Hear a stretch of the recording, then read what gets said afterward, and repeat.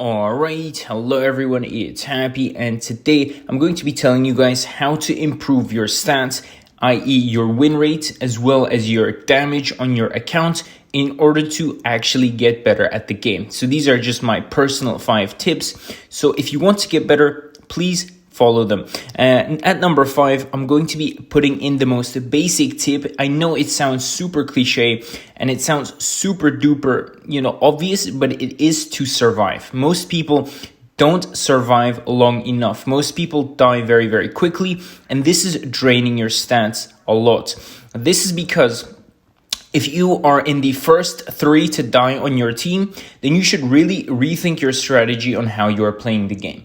If you're in the top 5 who are dying first, then again, you should try and rethink your strategy most of the time. You want to be one of the last few to die on your team, because that way you're maximizing what your output and your support to your team. If you die very, very first, then you're not really contributing to the win, right? If you die second, again, you're not contributing much to the win. So if you want to win more, if you want to do more damage, you need to survive as long as possible.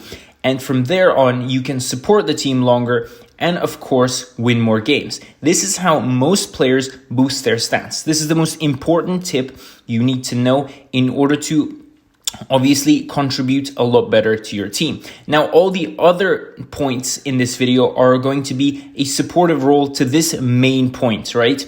Of course, afterwards, we need to know key positions on maps. This is very important. Don't just go autopilot mode and play the game, because this is something very important. Do not autopilot and go to key positions. Know the positions on each map.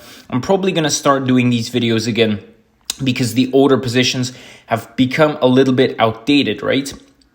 So you need to find key positions on each map for your own style and obviously use them to your advantage. Without these positions, if you just blindly keep going autopilot, just go straight ahead, then you are not going to get better at the game. And this is just a waste of time. On top of that, you should be looking at your minimap. This is going to be my 3rd tip. Look at the minimap at all times. From this, you will be able to know if someone is flanking you, if someone is coming around the corner, who died on your team. For example, if you look at the minimap at one point and 2 of your teammates died on the right flank, and you know there are 3 mediums coming, you can react accordingly. If you do not look, you're going to be sitting in the same position for the whole game, and you're going to have 3 mediums come right behind you and kill you. So these are things you really need to look at and be prepared for. So always look at your minimap every 15, maybe 10 to 15 seconds is a good guess, right? Just have a quick glance at it and look back, and then keep doing your thing. But of course, you need to react accordingly.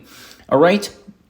One more tip, guys, and that is definitely going to be fully equipping your tanks. I know players who do not equip their tanks at all. If you do not equip your tank with the proper consumables, with the right provisions, with everything correctly, you are not maximizing your stats on your tank.